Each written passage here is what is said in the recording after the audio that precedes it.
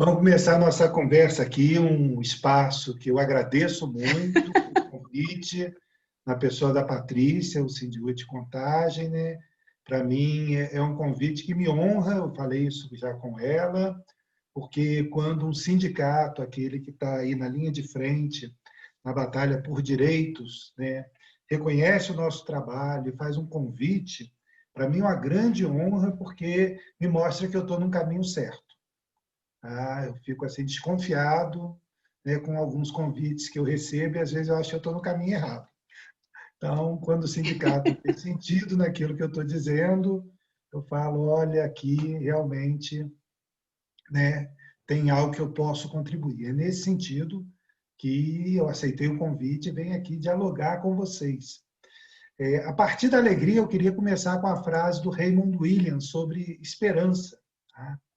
Para Raymond Williams, ser verdadeiramente radical é tornar a esperança possível e não o desespero convincente. Nós vivemos num momento que cada vez mais o desespero se torna convincente. Então, a nossa radicalidade, ela implica trabalhar na perspectiva de esperança, mas não é esperança ingênua, né? Não é um otimismo, e sim uma esperança que faz parte de uma luta. E é um momento que se aprofunda a necessidade da gente conjugar esforços nessa luta. E a educação é um espaço, obviamente, importante, né, para a sociedade, para as famílias e para os trabalhadores nessa luta por uma sociedade melhor, né, uma sociedade onde a esperança possível seja a pauta da escola, não o desespero convincente, não essa vontade de adaptação. Assim, a gente combinou aqui, eu vou falar uns 20 minutos para ter tempo de um debate, né, de nós conversarmos mais. Eu vou trazer, né, uma questão sobre o direito à educação primeiro, em tempos de pandemia, né, como está localizada aí a orientação do Conselho Nacional de Educação, né, esse lava as mãos, essa pressão que existe para o retorno às aulas presenciais e sobre aquilo que vai, ao meu ver, orientar o nosso retorno um dia a essas aulas presenciais. Tá? Então, é uma fala rápida que eu espero contribuir, obviamente, né, com o debate. Okay? Quando eu vejo o título assim, o protocolo, eu quero problematizar protocolos. Eu, né, sou um daqueles que confia, mesmo desconfiado, na ciência, né, mas é aquela dúvida epistemológica, aquela dúvida crítica e não o negacionismo. Então, eu confio, né, na ciência, nos caminhos que ela vai apontar para nós podermos voltar a ter um ambiente saudável dentro da escola. Assim, eu queria iniciar, até foi objeto já da coluna na Rádio CBN, sobre uma fala da Priscila Cruz, do Todos pela Educação, né, que a matéria ganhou o título que vamos pagar caro por abrirmos bares antes de escolas. As opções apontadas por representantes, né, do capital brasileiro, da burguesia, que é o Todos pela Educação, é um movimento empresarial pela educação, são opções, né, muito ruins para a classe trabalhadora. Né? Eu não tenho, obviamente, convicção que deveríamos abrir bares na altura que nós estamos, né, de número de óbitos e contaminação. Mas é impossível, insensível e inapropriado compararmos o ambiente escolar com bares e shoppings. O ambiente escolar ele é para garantia de um direito fundamental, que é o direito à educação. Enquanto bar e shopping garante o lazer, mas não é efetivamente uma necessidade das pessoas. Então, nós temos que ser muito cuidadosos ao nos depararmos com essa ânsia de retorno ao encontro das aulas e decifrarmos quais são os motivos que nos levam a isso. Então, eu vejo, né, dois motivos para uma certa pressão sobre o retorno ao processo de escolarização presencial. O primeiro deles, e esse para mim é o principal fundamento, né, da nossa classe dominante, que vem com a OCDE, o Todos pela Educação, né, a própria Presidência da República, que é o retorno dos pais à atividade produtiva. Enquanto a escola não retorna, né, a produção econômica ela fica, de certa forma, prejudicada. Então, o pensamento último desse tipo de pressão de retorno às escolas é o lucro das empresas, é a exploração do trabalhador. E a opção que se coloca para o trabalhador nesse sentido é assim: ou você coloca em risco a sua saúde e a dos seus filhos com o retorno à escola, ou você não vai ter remuneração, não vai ter trabalho. Então, os pais, eles cada vez mais, né, pressionam. Nós vemos hoje estados brasileiros liberando a educação infantil, exatamente aquela que deveria demorar mais a ter o seu retorno, voltando, em primeiro lugar, para os pais poderem deixar seus filhos e se dedicarem ao mundo do trabalho. Então, são inúmeros os informes da OCDE, a Organização para a Cooperação e Desenvolvimento Econômico, né, uma organização de países, né, que estão preocupados com o desenvolvimento econômico, com o desenvolvimento do capital. Então, são inúmeros os boletins que eles falam que nós vamos pagar caro pelo fechamento das escolas, que o déficit é um problema, que o PIB não vai crescer, que a produtividade vai cair. Ou seja, toda essa discussão sobre esse viés, né, não está preocupada efetivamente com a vida das pessoas e o direito fundamental à educação. Tem que separar, né, que escola não é para isso. A escola tem que ser um lugar de vida e de minimização dos riscos à saúde daqueles que ali estão. A segunda perspectiva, e essa eu acho que é a que nós nos preocupamos, é necessário decifrar outra, mas a fundamental é proporcionar o direito à educação. Eu acho que com a pandemia e o fechamento das escolas, de certa forma ficou mais evidente para a sociedade brasileira, né, sobre a indispensabilidade das escolas, da escola pública e dos professores e professoras como sujeitos da educação. Isso foi uma dura lição, que eu espero que se aprenda, né, e dê o devido valor a essa instituição fundamental para a realização desse direito à educação. Porque havia uma luta antes da pandemia, né, e existe ainda, pela desescolarização, pela privatização, e a gente vê que a lógica privada ela tem dificuldade em dialogar com o direito. Porque as escolas privadas elas passam por um aperto, porque elas têm a remuneração por um serviço educacional, e quando elas não oferecem esse serviço, os pais querem, né, reduzir a contrapartida ou simplesmente abandonar aquela instituição, né, transferir o seu filho. Então, pensando nisso, a gente pensa no direito à educação. Direito à educação está na Constituição, e esse direito à educação ele não deve ser confundido com aquilo que a BNCC traduz como direitos e objetivos de aprendizagens.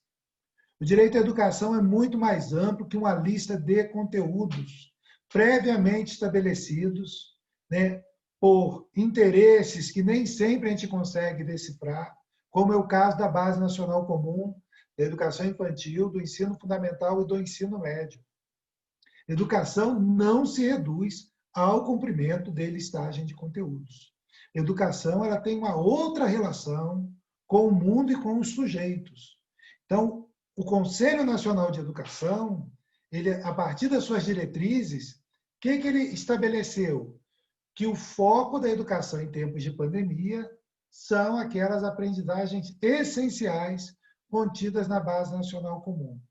Essa é uma visão muito reduzida e pobre, né, do processo educativo. E ainda mais num processo educativo que deveria ser crítico, emancipatório e libertador. Não dá para vislumbrarmos uma sociedade injusta, desigual, profundamente desigual, como a que nós vivemos, um processo educativo de adaptação da Base Nacional Comum, né, e trabalhar num momento como esse, de grande radicalidade das transformações sociais, né, as relações familiares, uma perspectiva educacional, uma perspectiva curricular, como se o mundo não tivesse se transformado, é ou ingenuidade ou má fé. É uma das duas. Seguir listagem de conteúdos nessa época, ou é ingenuidade do educador, ou é má fé porque não está se preocupando com os sujeitos. Não tem meio termo. O mundo se transformou de uma forma muito radical. Então, nós temos que pesar aquilo que é aquela listagem de competências, habilidades, que nós vamos chamar de direitos de aprendizagem, significam nesse mundo. Nós temos que reinterpretar, né, o papel da escola e o papel do acesso ao conhecimento nesse momento. Então, é nesse quadro, ou seja, dessas duas formas que eu vejo, né, um investimento para o retorno às aulas presenciais. A garantia do direito à educação de forma, né, como eu poderia falar, de forma mais efetiva, e, por outro lado, um pouco preocupado com o direito à educação, mas muito mais preocupado com a produtividade do trabalhador atual, dos pais e mães, e dos trabalhadores futuros. Essa é a perspectiva que eu critico e afasto quando vou debater, né, um retorno às aulas e os cuidados. E, nesse sentido, vou partir aqui para a segunda parte da minha fala, né, é pensarmos a realidade da escola, né, antes da pandemia, durante a pandemia, e o que a gente vislumbra no futuro. Porque o futuro é só um vislumbre, ele não está dado, né, não existe bola de cristal. A própria Priscila Cruz, ela faz uma reclamação no artigo dela, que ela vai falar que os políticos são preguiçosos, porque eles não estabelecem quando vai voltar. Muitos falam que precisa da vacina para voltar. Os gestores, né, dos municípios, ela chama isso de preguiçoso. Eu não chamo isso de preguiçoso. Eu chamo isso de precaução. Nós precisamos ter precaução nesse momento quanto ao retorno às aulas presenciais, as condições para isso, e aí lembrando das condições que nós tínhamos antes. Parece-me, né, e parece com muita intensidade para mim, que a escola antes tinha água, tinha papel higiênico, tinha chuveiro, tinha cadeiras, tinha um número adequado de alunos por sala, que os professores tinham condições de trabalho, e estava tudo tranquilo. Então, a gente pode pensar no retorno, porque o antes era assim. Todos nós sabemos que não era. Não era assim. Nós tínhamos salas de aulas, né, com um número impróprio para o desenvolvimento do processo educativo, né? Nós temos escolas de turno, com grande trânsito de pessoas, com equipamentos sanitários, né, no número reduzido, e impróprios, dependendo dos sujeitos que estão na escola.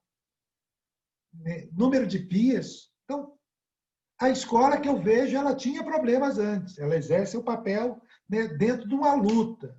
Mas não é possível pensar que aquela escola que nós tínhamos antes, né, agora seria capaz de receber alunos quando ainda temos um alto número de contaminados e sem perspectiva de vacina.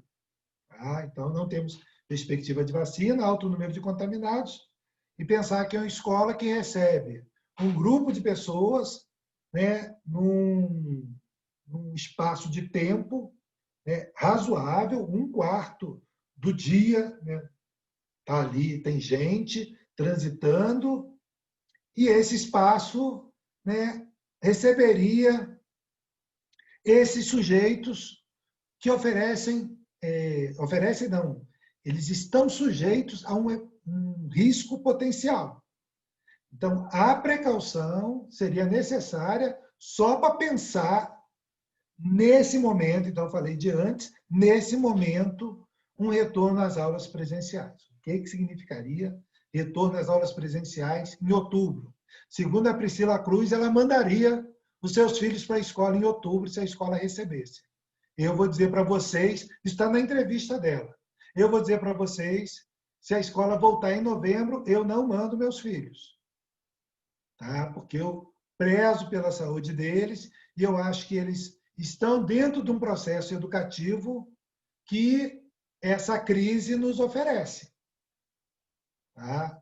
Mas é claro que o Teodoro ele não é referência para a sociedade brasileira, nem o tipo de relação que ele tem com os filhos dele, nem o acesso que eles têm aos livros, ao estudo, nada disso. Mas poderia ser mais equiparado até às condições que a Priscila Cruz tem, mas ela falou que mandaria os filhos dela. Então, eu já conto que eu não mandaria. E aí a gente vai para a terceira questão, né? Pensando nesse retorno à escola. A gente não pode pensar o retorno à escola sem, né, refletir sobre a estrutura da escola e os sujeitos envolvidos nessa volta. Tem uma brincadeira, uma pergunta, né, uma maldade que é necessário ser feita. Não se discute o retorno dos juízes aos fóruns, não se discute o retorno dos deputados ao Congresso ou à Assembleia Legislativa para as sessões, né, para essa aglomeração. Mas a todo momento nós temos a escola voltar. 50 milhões de crianças e jovens, né, voltando para a escola. Então é necessário pensar por que esses grupos que têm melhores condições, né, para o seu trabalho não retornam ao trabalho presencial e acham que a escola tem condições para esse retorno. Então, primeiro passo é pensar na condição que a escola tem para retornar enquanto não tivermos vacina, enquanto não tivermos a cura. Para mim, é uma discussão precipitada, né, esse retorno enquanto tivermos esse volume de pessoas contaminadas. E aí eu passo para a segunda questão, que é a fundamental, depois dessa estrutura, dessa infraestrutura da escola, que são os sujeitos da escola. Aqueles que atuam para a realização do direito à educação, para o acesso à educação, para o encontro, para o diálogo. E aqui eu enumero 3 sujeitos envolvidos, 3 coletivos fundamentais para isso ocorrer. São professores, aqueles que trabalham na escola, né? Os estudantes e as famílias. Porque com a questão sanitária, né, essa relação com a família, ela se torna uma relação muito mais complexa e que envolve uma perspectiva muito mais solidária entre esses sujeitos. Por que a família? Porque a família ela vai ter que ter confiança no retorno dos seus filhos. E ao contrário do que alguns governos vêm aí já promovendo, quando a criança passa da porta para dentro da escola, a responsabilidade é da escola, é do Estado, no caso da escola estadual, é do município. Se a criança ali está em risco, e esse risco ele é sabido, a família não tem que se responsabilizar por um risco oferecido por um ente estatal. Essa responsabilidade por contaminação das crianças e jovens, das famílias e dos profissionais da educação, a gente não pode perder o horizonte. Se contaminou dentro da escola, a responsabilidade é da escola, do Estado, no caso da escola estadual. Eles não podem delegar a responsabilidade, né, por algo que eles estão garantindo, né, que seria seguro. Então, a família ela é atingida com isso, né? Ela é atingida numa relação que tem que se desenvolver com consulta às famílias, o estabelecimento de protocolos que envolvam as famílias. No estabelecimento de protocolo, na França ocorreu isso. Tá? A França divulgou o protocolo numa semana, numa quinta, para a aula começar na terça. Isso tem que estar sendo gestado ao longo de semanas, para as famílias compreenderem, investirem na proteção dos seus filhos e também fazerem as suas escolhas.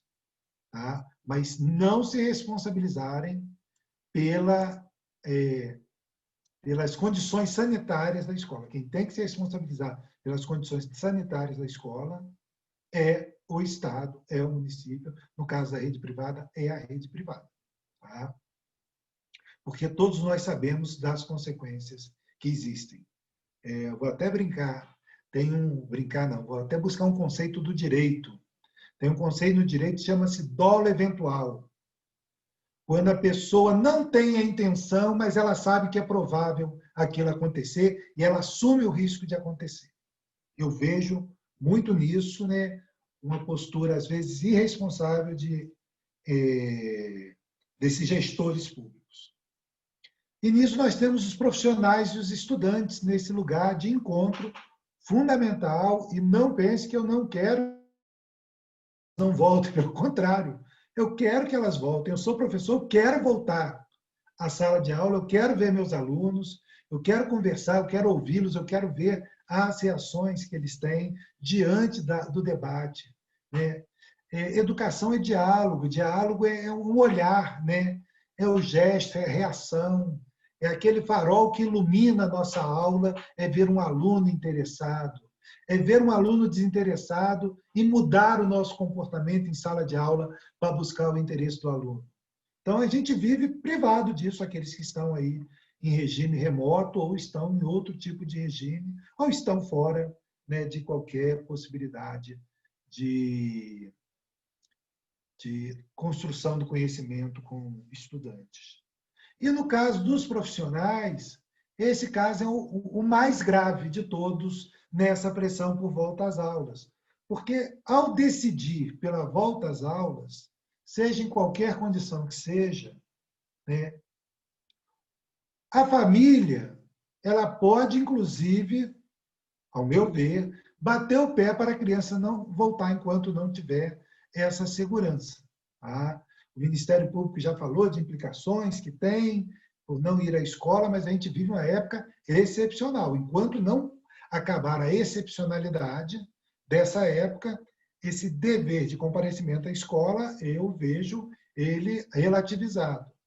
Então, a família e a criança, né, eles estão numa posição menos desconfortável, vou falar mais confortável porque não é, mas menos desconfortável no que diz respeito ao retorno às aulas. Mas os professores, a situação é mais complicada, porque o professor ele é funcionário público, ele vai receber diretrizes, e aí vai ter que se estabelecer um diálogo de qual a segurança que esse profissional tem para o retorno à sala de aula. E além da segurança que esse profissional tem, se nós retornarmos com rodízio de alunos, quais são as condições que esse profissional vai ter para desempenhar o seu trabalho, tendo reconhecimento pelo seu trabalho. Porque o rodízio de alunos vai implicar em dobra das aulas dos professores, uma sobrecarga de trabalho. Então, isso tem que ser muito bem analisado para pensarmos nesses limites e possibilidades de volta às aulas durante a pandemia. Se a gente voltar às aulas depois de acabar a pandemia, né, temos a vacina, está tudo mais tranquilo. Tá? Não é normal aquilo que nós tínhamos antes, mas vai estar mais tranquilo, mais parecido com o que nós já tínhamos. Mas o retorno às aulas, sem, né, superarmos a crise da pandemia, ela traz sérios problemas à atividade profissional docente, ao reconhecimento do trabalho e ao reconhecimento através da remuneração desse trabalho que o docente faz. Tá? Então, para fechar aqui, né, para partirmos para uma outra etapa do nosso debate, né, eu queria trazer essas reflexões. Óbvio que eu não tenho, né, um protocolo, eu tenho assim questões para discutirmos, protocolos para o retorno às aulas dentro de uma visão de direito à educação e principalmente o direito à saúde e o direito à vida. Eu queria agradecer novamente o convite e me coloco aqui à disposição.